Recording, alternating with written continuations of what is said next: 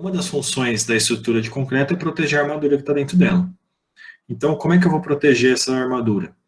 Na intenção de dar durabilidade ao conjunto. Bom? E aí a norma prevê, né, tanto a norma 6118, que é a norma de projeto, como a norma 12655, que é a norma de controle e recebimento de concreto. A gente até usou ela um pouco quando foi fazer o ensaio de adensamento do concreto. Então, elas vão dizer quais são os requisitos de durabilidade que eu tenho que atender. Eles são em função de alguns mecanismos de deterioração. Esses mecanismos de deterioração, tem na página 2, existem mecanismos de deterioração tanto do concreto como da armadura, tá? Então, é importante que vocês deem uma lida nesse trecho aqui, falando dos mecanismos de deterioração tanto do concreto como da armadura, mas não é o foco agora da matéria, porque depois vocês vão ver isso com mais detalhes na disciplina de patologia das construções. Aí vocês vão falar desse contexto aqui. Mas vale a pena, é importante ler para ter uma ideia do que acontece com uma estrutura, seja no caso do concreto, seja no caso da armadura. Mas depois isso daqui, por exemplo, despassivação por carbonatação, ação de cloretos, vocês vão ver em patologias, é uma matéria do último semestre da faculdade.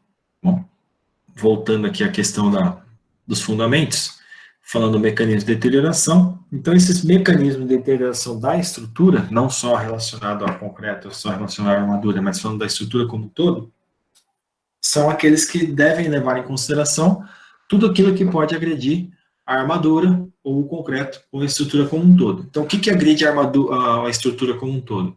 As ações mecânicas, ou seja, aquilo que ela está sendo carregada, movimentações de origem térmica, eu dei exemplo na sala de aula, né? Estrutura que fica exposta ao sol, né, intenso, ou frio intenso, ou os dois, no caso.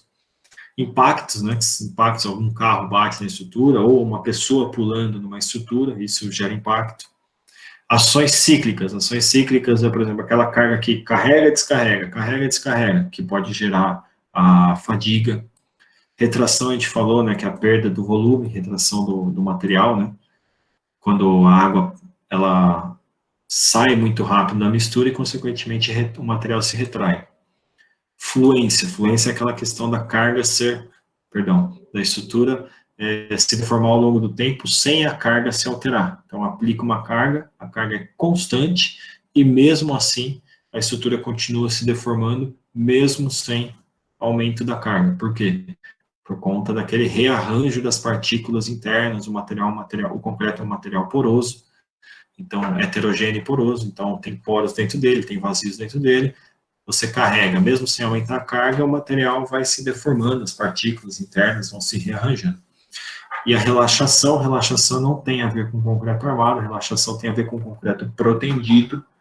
Então, numa estrutura de concreto armado não existe relaxação, essa relaxação só ocorre no concreto protendido. E aí vocês vão ver sobre relaxação também lá no final da faculdade, no último semestre também, na matéria de estruturas especiais, tá bom? Mas agride o concreto, uma estrutura como um todo, só que a estrutura de concreto protendido e não de concreto armado, que é o que a gente está falando agora. Ok? Então vamos lá.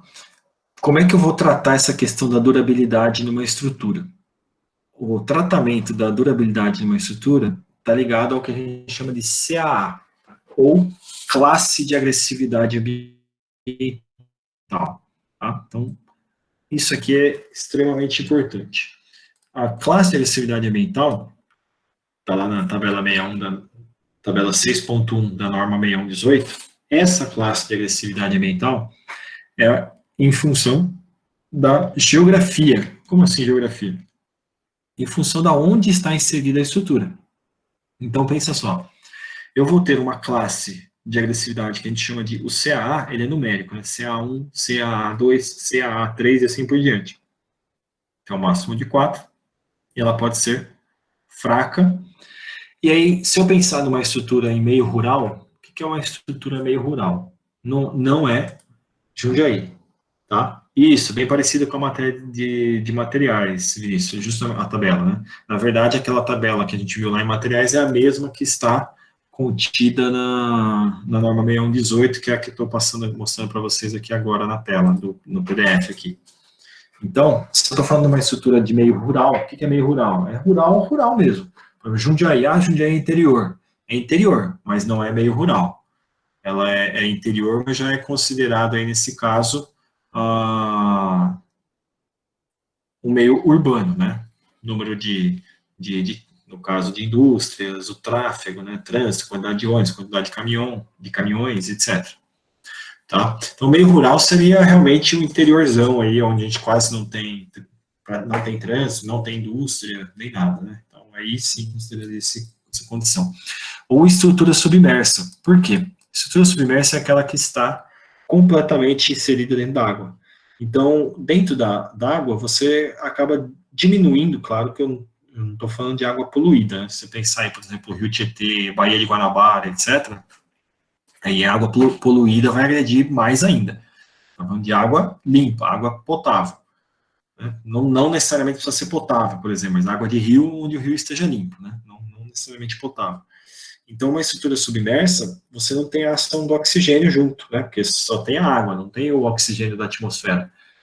Então, isso acaba não degradando com a mesma intensidade. Se a gente for pensar naqueles piers de madeira, a parte que fica totalmente exposta, sem pegar água, tem boa qualidade. A parte que fica submersa, completamente submersa, tem uma qualidade ainda melhor. Agora, aquela parte em um pier de madeira, ou pode ser um pier de concreto mesmo, a parte que fica ali bem aonde tem a maré, molha, seca, aquela região é onde você tem a pior situação, porque é onde tem a troca, umidade, oxigênio, e aí é onde ocorre a degradação de modo mais rápido, principalmente estruturas de madeira, se a gente for pensar nesse caso. Então, se está 100% submerso, a agressividade é pouca, tá? É fraca, pelo fato de você não ter oxigênio, tá? É claro que a gente está falando basicamente aí de, como eu disse para vocês, um rio ou água limpa, tá? Não é rio poluído, pensar em Rio Pinheiros, Rio Tietê, Baía de Guanabara, tudo poluído, aí não entra esse caso aqui. Segunda classificação, que é moderada urbana, é a classificação que a gente tem. Jundiaí, Campinas, São Paulo, todas essas regiões urbanas ou urbanizadas, é a mesma coisa, tá bom? Basicamente, aqui na nossa região, a gente está falando de Jundiaí, Louveira, Itupeva, Itatiba, Cajamar, São Paulo, Campinas, Vinhedo, Valinhos, tudo isso é urbana, tá? Itu, Sorocaba, e etc. Bragança, e entre outras aqui na nossa região, é basicamente tudo urbana, tá? Aí é onde entra a questão forte. Forte, a gente tem o Marinha. Forte Marinha, a gente está falando de estruturas na região litorânea. Então, por exemplo, Santos. Santos é Marinha. Rio de Janeiro, Florianópolis, tá? Então, toda essa região a gente considera Marinha. Fortaleza, justamente pelo fato de serem cidades litorâneas, que tem lá o Marinha muito próximo. O que isso significa? Se vocês observarem que mais abaixo a gente tem a opção respingos de maré, Marinha é a cidade em si. Respingos de maré é o que está dentro do mar ou na cara do mar. Isso seria, por exemplo, a orla da praia. Então, aqueles prédios na orla da praia, respingos de maré. Se você já tem uma certa distância, geralmente não está escrito na norma isso, tá? Mas é consenso dentro do meio técnico considerar a diferença entre respingo de maré e marinha, anotem aí, 100 metros da orla da praia. Tá? Então, a partir de 100 metros, já pode considerar aí a marinha. A menos de 100 metros da praia, respingos de maré. Ah, mas eu conheço um engenheiro que fala em 200 metros. Ok, não tem problema. Como eu disse, na norma não está falando nada referente a essa questão de distância, tá? Basicamente, isso é algo na prática. Talvez numa próxima revisão a norma coloque essa questão de distância da orla da praia ou da praia em si.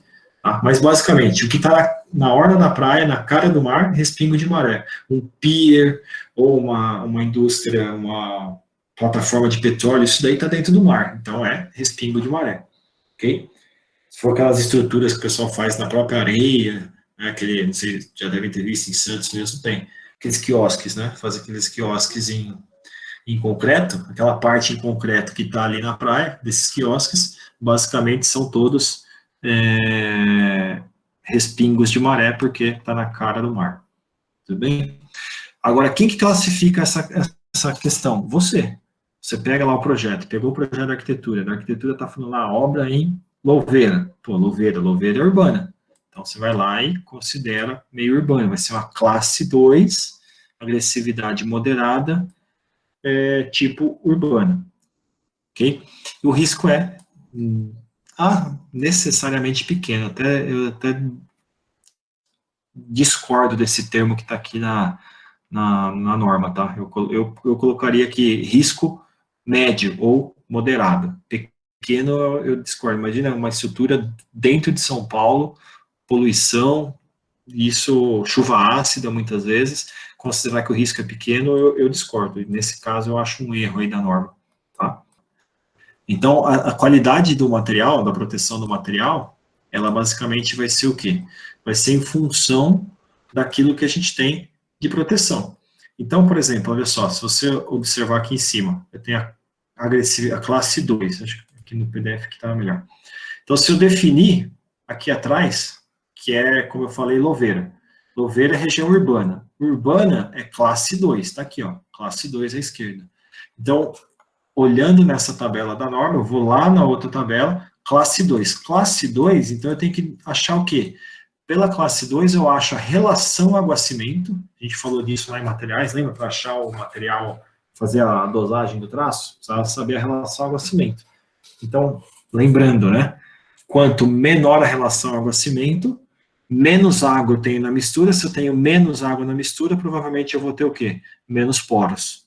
Tá? Então, se eu tenho menos poros, é uma estrutura que vai ter maior durabilidade, porque se ela tem menos poros, vai entrar menos agentes agressores nela.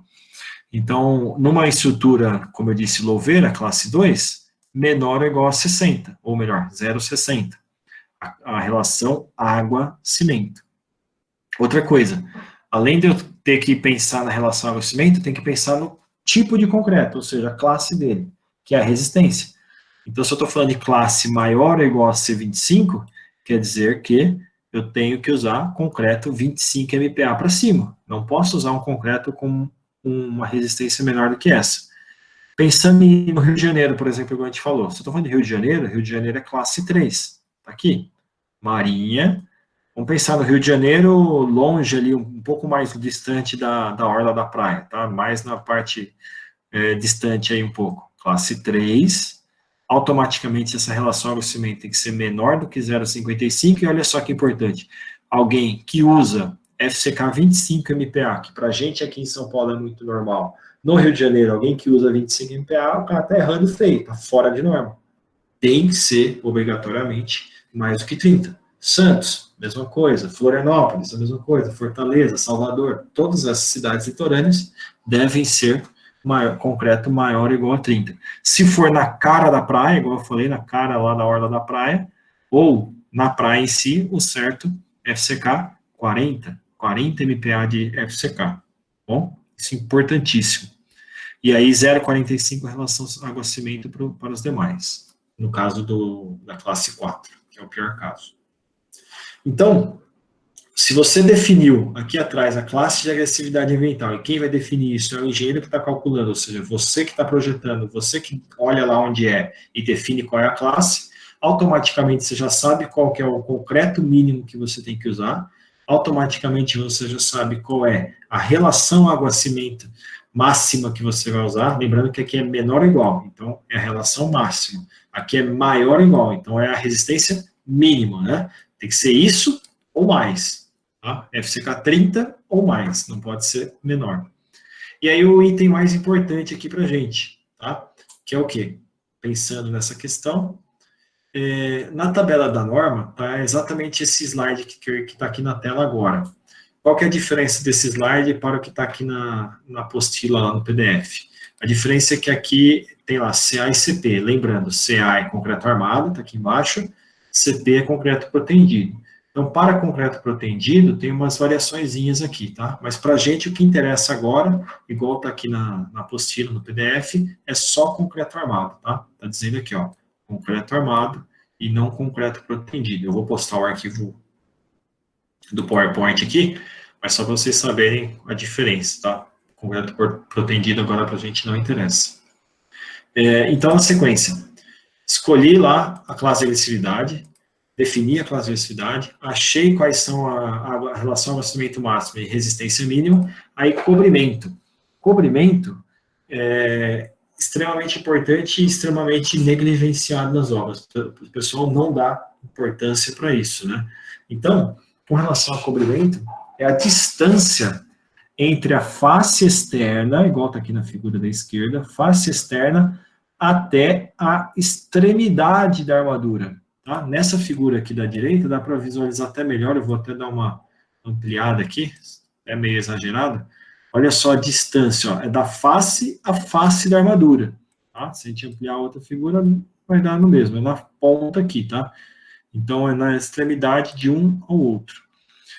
Por que ele está pegando na extremidade do estribo e não na extremidade da barra, da bolinha aqui, tá vendo? Ele não pega na bolinha, pega no estribo. A mesma coisa aqui, não pega na bolinha, pega exatamente no estribo. Porque o estribo é a região que está mais desprotegida da armadura. Por que ela está mais desprotegida? Porque ela está mais próxima da face, ok? Então, a gente tem que pensar no cobrimento. Quando a gente fala de cobrimento, é a camada de concreto que vai estar depois da armadura, do estribo, tá bom? E aí, essa distância, ela também é tabelada em função daqueles valores de classe de agressividade. Se a gente pensou em classe de agressividade 2, o estribo, no caso de uma viga, que é o caso aqui da figura, por exemplo, aqui é um exemplo de uma viga, né? Viga ou pilar. No caso de uma viga ou de um pilar, o estribo tem que ter pelo menos 30 milímetros.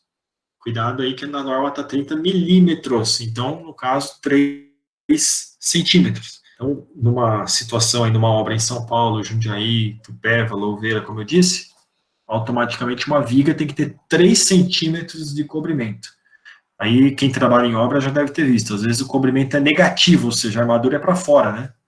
A armadura está para fora, encostada, às vezes, na forma, não tem cobrimento nenhum, é 0 milímetro, né? Enquanto que a norma pede aí pelo menos 30. Isso aqui, como eu disse, o pessoal na obra muitas vezes não usa, né? Acaba não utilizando, o que é bastante preocupante aí, né? Então, se a gente for falar na obra, o ideal é a gente trabalhar com espaçadores, né? Espaçadores utilizados para definitivamente proteger a armadura. Esses daqui são os mais usuais, né? Então, espaçadores de armadura. Certo. Olha só. Então, muitas vezes, isso aqui é uma opção bastante utilizada para espaçador de estacas, que é esse rolinho aqui, né? Esses daqui menores, eles são usados principalmente para viga e pilar. Esse cara aqui, o espaçador, aqui à direita, ele tem que ser usado aonde? Ele tem que ser usado exatamente desse jeito, ou seja, no estribo. Não adianta colocar na barra longitudinal, porque se eu colocar na barra longitudinal esse espaçador, eu não protejo o estribo. Então, esse cara aqui tem que proteger o estribo, tá? Exatamente a armadura de estribo e não as outras armaduras. Então, tem alguns outros exemplos, ó. Aqui tá certinho o jeito de utilização. Tem gente que usa copinho, pedaço de cimento, tá vendo? Usa esse tipo de situação. Pode usar? Pode. Se vocês observarem, olha só isso aqui, ó. É um copo plástico que o pessoal fez uma nata de cimento e encheu lá metade do copo plástico. Aí tiraram o plástico, lógico, né? Tira-se o plástico e deixa como se fosse uma pastilha de argamassa de cimento. Tá? Cimento e areia, no caso. Pode fazer isso? Pode. É o ideal? Não. O ideal é espaçador. Tá? O ideal é espaçador, porque o espaçador é plástico, não vai entrar, não tem como entrar umidade, etc. Então, o ideal é o uso aí do espaçador e não, né, aqui num pilar, tá vendo? Que tá certinho. E não os copinhos. Mas tem bastante gente que usa esses fundos de copinho. Por que não é tão ideal? Porque daí ele fica um pouco irregular. Tá? E outra coisa, como é argamassa, dependendo da situação na concretagem, ele pode bater, esfarelar, e aí acaba se perdendo, e você acaba perdendo a efetividade do uso do material. Então, eu tenho que garantir esse cobrimento, sempre de acordo com essa classe de agressividade. Tudo bem? Dúvidas, pessoal, com relação a isso? Sim ou não? Aqui na apostila está falando desse cobrimento. Tá? Essa tabela do tamanho dos cobrimentos aqui está na apostila, vocês têm acesso. A gente acaba decorando automaticamente os mais comuns. Ok? Se eu estiver falando, por exemplo, de elementos em contato com o solo, aí sempre vou ter aí, pelo menos 30 milímetros. Tá? Então, mesmo que seja uma laje, se for em contato com o solo, 30. Quando é que uma laje tem contato com o solo? Um radier, por exemplo. Tá? É uma laje que vai transferir a carga para o solo, é um radier. Então, aqui, questão de cobrimento, eu sempre usar o espaçador. A gente precisa saber qual é o cobrimento que vai utilizar, você vai definir o cobrimento antes, por quê? Porque a partir do cobrimento, a gente vai definir também a espessura do elemento, tá? Então, uma das formas de descobrir a espessura do tamanho do elemento depende do cobrimento também. Detalhamento da armadura. Isso aqui também é importante, porque se você coloca numa estrutura, uma peça com muita armadura, você não vai ter espaço para entrar concreto. Se você não vai ter espaço para entrar concreto, vai acontecer o quê? Vão acontecer as bicheiras. Então, ou vazio de concretagem. Isso faz com que a gente tenha dificultado essa questão da qualidade, tá? Então, a gente já viu lá em materiais, vocês já devem ter visto, olha só, uma estrutura cheia de bicheiras, né? Então, o que acontece? O cobrimento aqui não está funcionando para nada, né? Olha só, não tem cobrimento, né? A armadura está exposta. Isso pode acontecer em função do mau adensamento, né? Igual a gente já viu lá em materiais, mas além do mau adensamento, pode acontecer em função de você colocar muita armadura. Se você colocar muita armadura, acontece isso. Então, às vezes, não é só colocar armadura. Tem obras, o pessoal na obra vai, vou colocar uma barra a mais. Às vezes, colocar uma barra a mais é pior do que deixar com a barra que está certa no projeto. Mesma coisa, controle da fissuração. A peça não pode fissurar, tanto por questão de retração, fissuras de retração, como fissuras por conta de esforço. Porque se a peça fissura muito, o que a fissura é? É um meio de entrada de agentes agressores para a estrutura de concreto, para a armadura. Quanto mais fissuras existir numa estrutura, pior é, porque vai ter maior abertura, maior exposição da armadura. Tá? Então, por isso que aqui ainda fala controle da fissuração com relação à questão de durabilidade da estrutura. Tá? Com relação à segurança e estados limites, vou contar uma breve historinha para vocês com relação a essa situação. O que é isso? Antigamente, se utilizava um modelo de cálculo, que era um modelo assim, fez, deu certo, continua. É o que a gente chama de modelo empírico, né? E alguém lá fazia uma estrutura de um certo tamanho, dava certo, consequentemente ia lá e reproduzia aquele tamanho. Eu citei para vocês na primeira aula, quando eu comentei lá do Paternum, não foi? Falei para vocês procurarem na internet, né?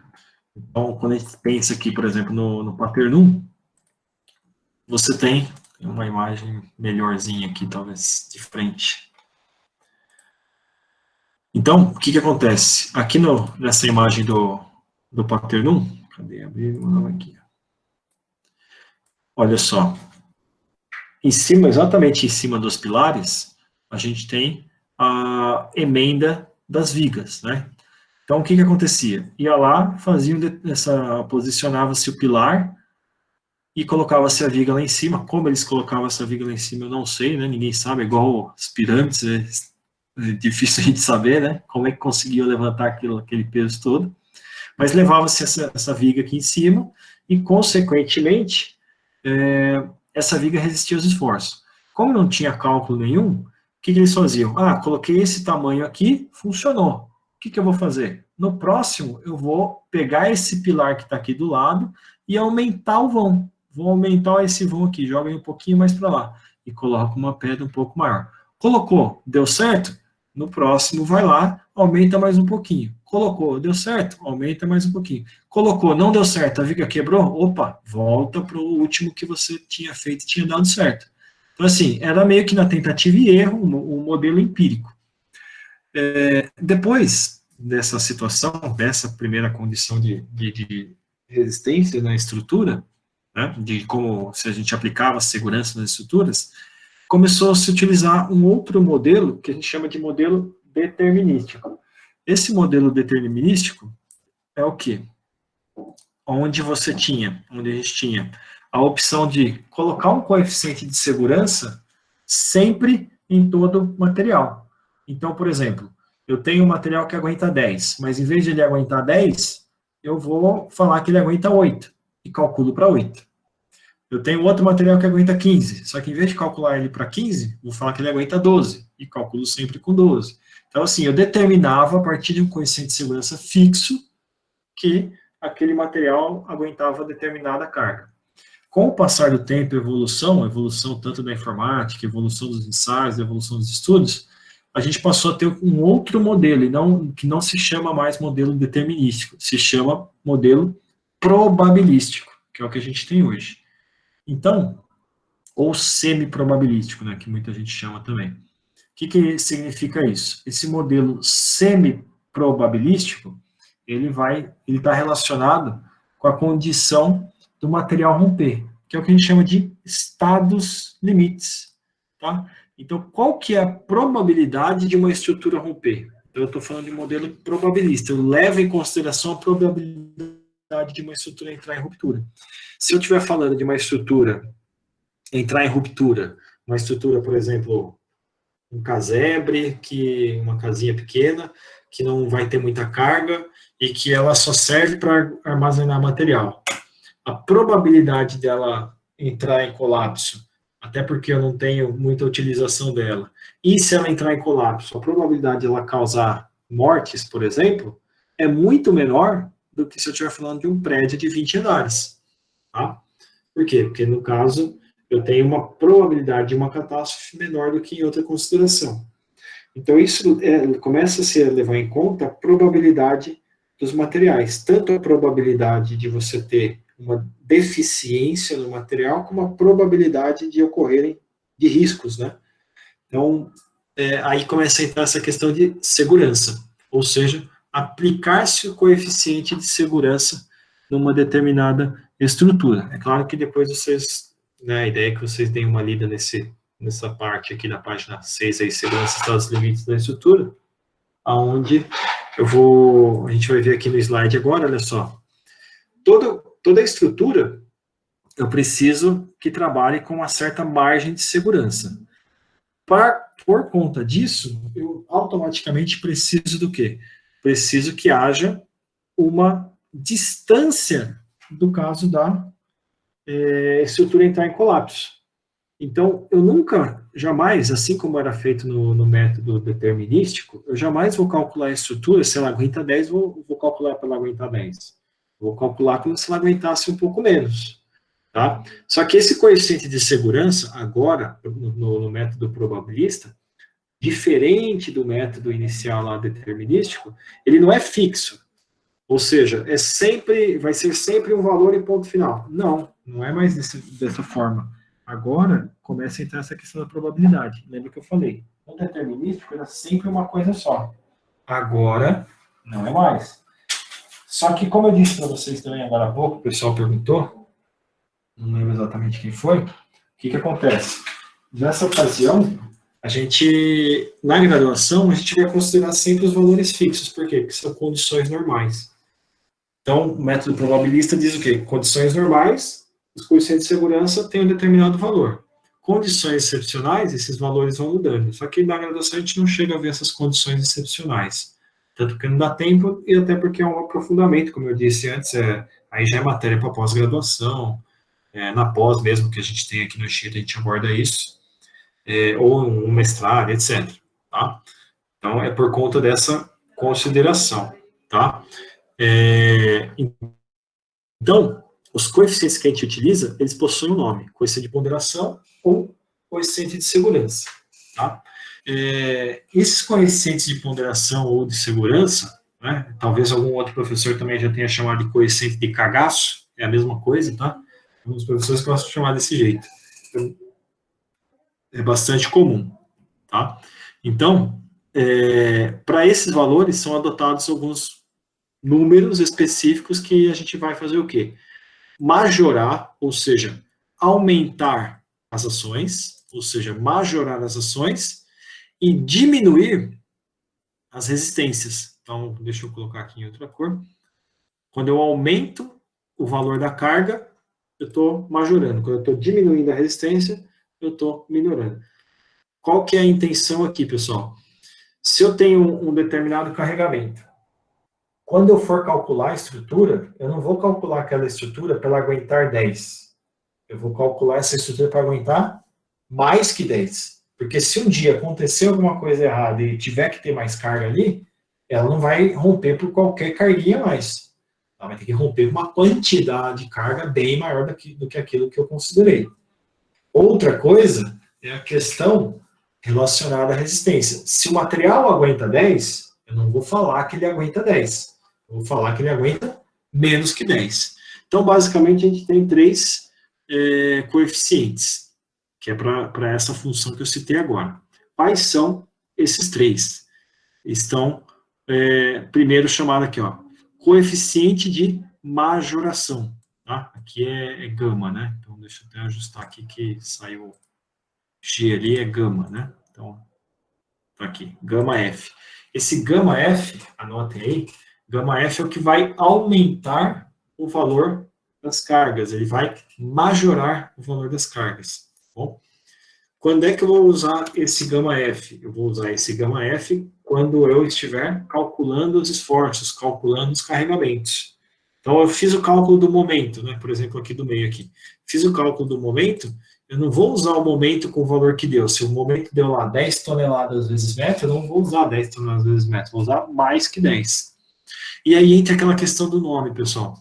Importante, sempre que estiver com a letra K, eu estou falando de valor característico. Toda vez que tem a letra K, é valor característico. O que é o valor característico? É o valor original. Lembra daquela questão quando vocês calculavam lá em resistência dos materiais, mecânica, estática, etc., vocês calculavam o diagrama de esforços solicitantes, aí o professor lá, o Gustavo, por exemplo, ia lá e desenha o diagrama de esforços solicitantes. Tinha que desenhar o diagrama de esforço normal, cortante, momento, torção, se tivesse, etc., certo? Aquele valor que você calculou para desenhar o diagrama de esforço solicitante, você está falando daquele valor MK.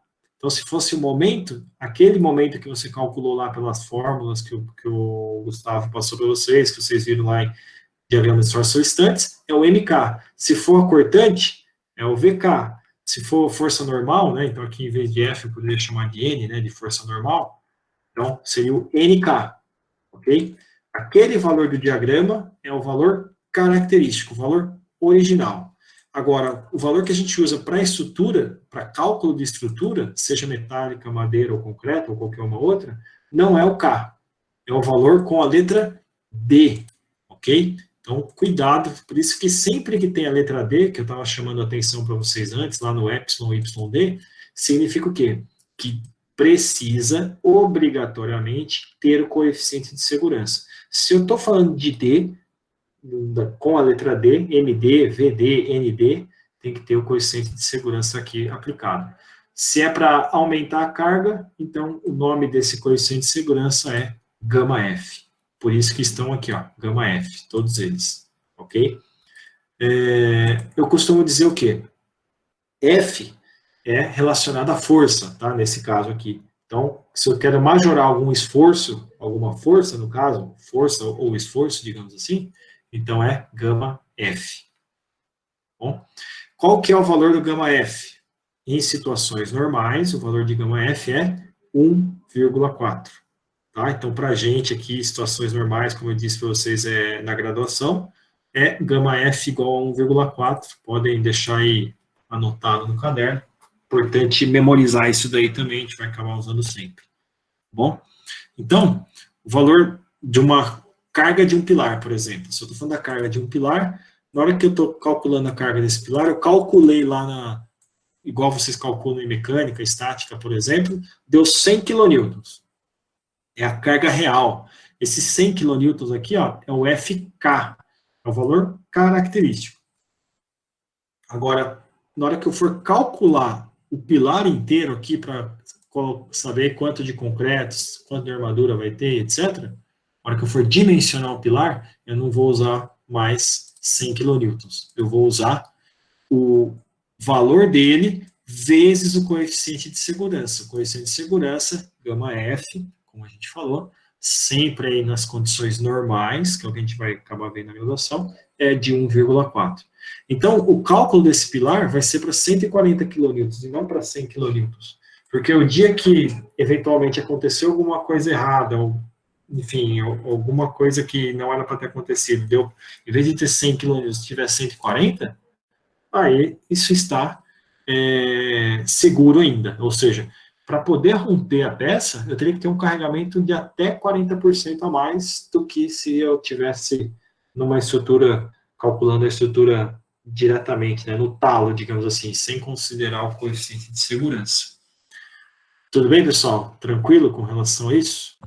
Então, 1,4 é fixo, sempre utilizar. Pessoal, o que significa o D? Tá? Só para vocês saberem. O Y que tinha lá, que eu falei para vocês, é o Yielding. Yielding é escoamento relacionado a aço. Tá? O D. D significa design.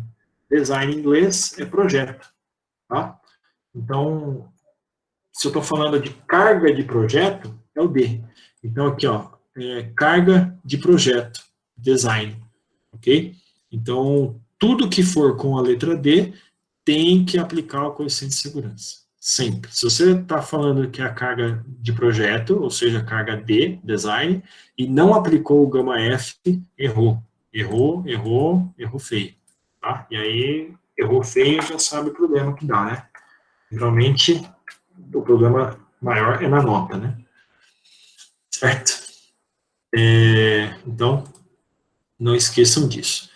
Mas, como eu falei para vocês antes, existem basicamente 3 coeficientes de segurança. Não são esses 3 aqui que eu estou falando, não. Né? Aqui o primeiro deles é o coeficiente de majoração, que é o gama F. Quais são os outros 2? Então, vamos lá.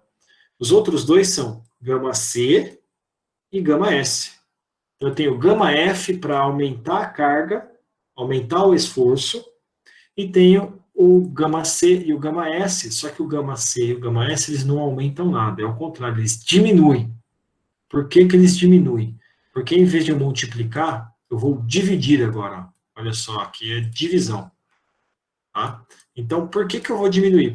Por conta daquele efeito que eu falei antes. Né? Deixei em vermelho aqui a barra de divisão. Né? Em vez de dizer que um material aguenta 25, no caso do concreto, igual está aí no slide, ele não vai aguentar 25, eu vou falar que ele vai aguentar um pouco menos. No caso do FCK 25, quando a gente calcula, não calcula para 25, calcula para 1786. O que é 1786? 1786 é 25 dividido por 1,4. Tá? Repito, 1,4 é específico, igual está aqui, para concreto. O que significa gama C? O C aqui é concreto. E o S? O S é aço, né? Steel, em inglês. No caso, concreto em inglês é concrete. Então, nesse caso, é com C mesmo. E no caso de inglês é steel, vira S. Ok? Então, gama C, concreto, gama S, aço. Agora eu pergunto para vocês, qual o motivo que o coeficiente de segurança do aço ele é menor do que o do concreto? Qual que é a probabilidade da gente ter um erro nos materiais? É mais provável ter erro no concreto, que é fabricado muitas vezes em uma obra, que eu não sei de onde a água veio, se a água está limpa ou não, que eu não sei de onde veio aquela areia, se aquela areia está suja, se ela tem alguma poluição ou não, que eu não sei de onde a brita veio, ou é mais fácil ter algum erro, por exemplo, no aço, que geralmente o aço, quando você compra, tem o selo, você sabe de onde ela veio, aonde ela foi fabricada, e geralmente ela é ensaiada. qual que é a maior chance de erro? É maior chance de você ter erro no concreto ou maior chance de você ter erro no aço? O controle de qualidade, o rigor de controle de qualidade do aço é muito maior do que o rigor do controle de qualidade do concreto. Tá? Então, a chance de se ter problema no aço é muito menor do que a chance de ter problema no concreto. Se a chance é menor, o coeficiente de segurança também pode ser menor. Tá? Se a chance de ter erro é maior, então automaticamente eu devo, na verdade, aumentar o coeficiente de segurança. Existem países que usam para coeficiente de segurança do aço, em vez de 1,15, usam 1,2. Ou seja, é um coeficiente de segurança um pouquinho maior. Em contrapartida, tem país também que usa o coeficiente de segurança do concreto 1,3, ou seja, o controle de qualidade do concreto lá é um pouco menor que o nosso. Tá? É por conta dessa condição. Em função da qualidade do material, em função da qualidade que a gente tem aí, da probabilidade de ter algum problema ou não. Página 11 da apostila, resistência de cálculo do concreto. Eu pego o FCK, divido pelo gama C. Gama C é aquele 1,4 que eu falei para vocês. Aí eu chego no FCD. Então, o FCD, tudo que tem a letra D, eu preciso pegar o valor característico, o valor com a letra K, dividir pelo coeficiente de segurança. Quando é concreto, gama C. Quando for aço, vai ser o gama S, igual está aqui embaixo. Tá? Gama S, coeficiente de segurança do aço. Tudo bem? Então, está aí na página 11, 12 aí da apostila. Página, eu digo no PDF, né? Se for falar a página mesmo da apostila inteira, seria 46, 45, tá? Eu estava falando o valor aqui do PDF, né? Mas, no caso ali, é 46 e 45 automaticamente. Olha só, aquilo só para vocês ficarem sabendo. Condições normais, ó. Condições normais, que é o que a gente usa na graduação, 1,4, 1,15. Em outras condições, esses valores mudam. Mas, como eu disse para vocês, não se preocupem com essas outras condições agora, porque isso aí é mais para um aprofundamento aí, pós-graduação, etc. Na graduação, a gente só vai trabalhar com condições normais, então vocês têm que memorizar esses dois aqui. Então, repito, obrigatoriamente memorizar, gama C, gama S, não tem jeito. Tá? E aí, para a gente poder ir para os finalmente aqui, finalizar, ficou aí a parte de estado limite último e estado limite de serviço, só dar um exemplo do que é cada um.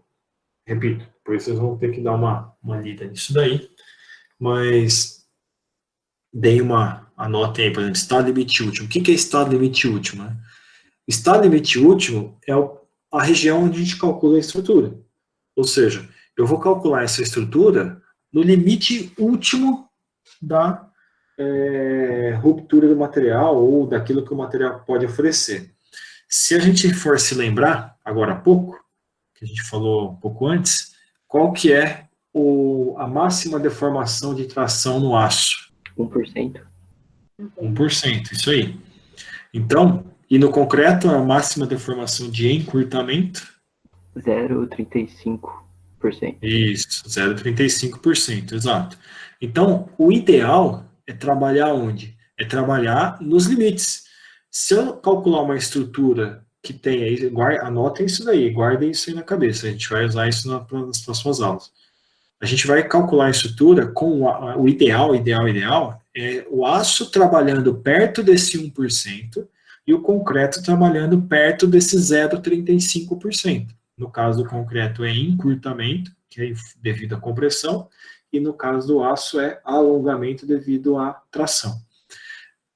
Então, se eu estou trabalhando no estado limite último, é o limite último dos materiais, o máximo que o material pode me oferecer. E por que eu trabalho no limite último? Por conta daquele exemplo que eu cito sempre. Você compra uma Ferrari e anda a 10 por hora a vida toda. Ou seja, você não está usando tudo que o material tem para te oferecer. Se você tem um aço que vai até 1% de alongamento, eu vou usar esse material até 1% de alongamento. Se eu tenho um material concreto que me oferece 0,35% de deformação de encurtamento em função da compressão, eu vou usar esse 0,35%. É o máximo que o material pode me oferecer. É o limite último. Ok? Então tá aqui, ó. Estado limite relacionado ao colapso ou a qualquer outra forma de ruína. tá? Isso significa, então, que a gente tem, então, basicamente, a hora que a estrutura atinge o seu limite último, se ela ultrapassar esse limite último, quer dizer que veio a ruína. Depois do limite último, não tem mais nada. Tá? Então, o estado limite último é o estado limite relacionado ao colapso, ou qualquer forma de ruína estrutural. Isso aqui que está entre aspas, na apostila aqui, ó, que eu estou selecionando agora, que é o que eu acho que vale a pena vocês anotarem aí no caderno. O estado limite último é relacionado ao colapso, à ruína estrutural. Poxa, professor, mas você acabou de falar que a gente calcula no estado limite último. É verdade. Mas não é relacionado ao colapso? É relacionado ao colapso. Mas lembra dos coeficientes de segurança que a gente falou agora? Então a gente calcula no limite último. Só que a gente tem essa consideração de utilizar os coeficientes de segurança e acabar tendo uma margem aí para não chegar nessa ruptura que a gente falou.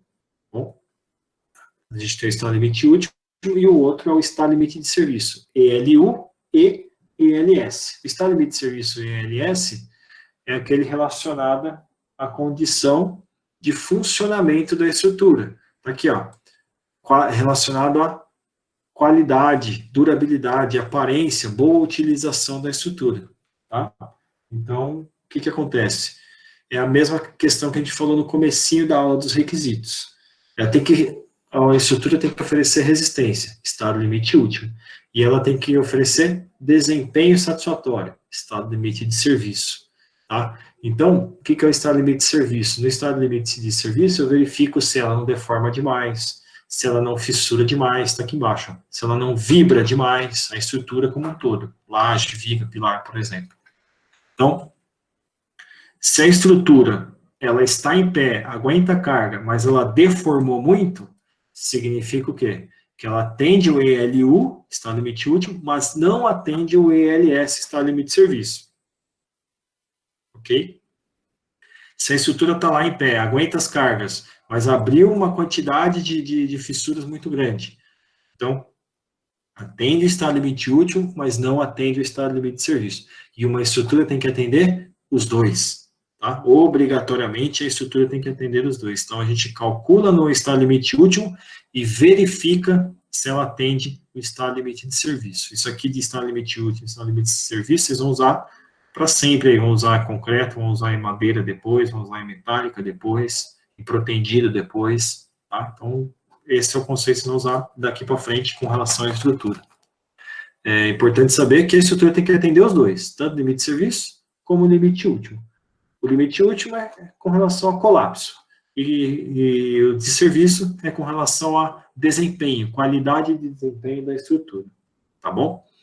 Então, isso que é basicamente o mais importante.